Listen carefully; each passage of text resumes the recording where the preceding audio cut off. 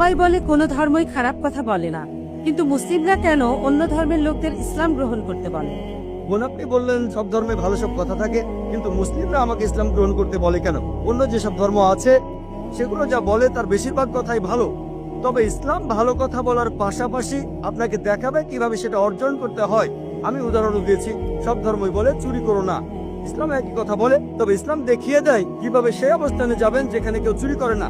জাকাত দেন, সাহায্য করেন, এরপর কেউ চুরি করলে তার হাত কেটে ফেলেন, তাহলে চুরি করা বন্ধ হয়ে যাবে, কোনো অপরাধ থাকবে না। এজন্যই আমি বলেছিলাম যে ইসলাম ভালো কথা বলার পাশাপাশি আপনাকে দেখিয়ে দেবে কিভাবে সেটা অর্জন করতে হয়।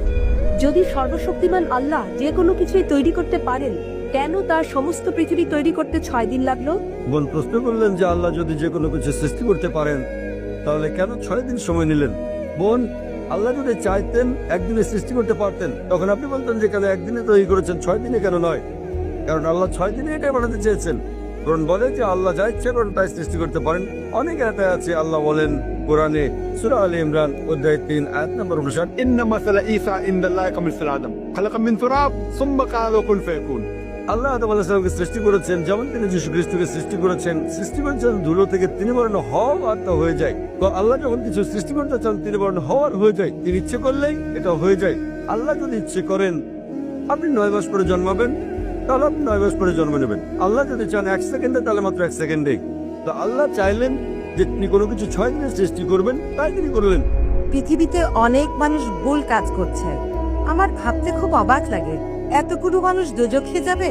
তিনি অবাক হচ্ছেন এতগুলো মানুষ কিভাবে দোজখে যাবে? আমাদের এই জীবনটা হলো পরীক্ষা। আপনারা যদি ভালো করে দেখেন যে নিচু গ্রেডের পরীক্ষাগুলোতে বেশিরভাগ ছাত্র পাশ করে, তবে উপরের লেভেলে গেলে সেখানে পাশ করাটা কঠিন।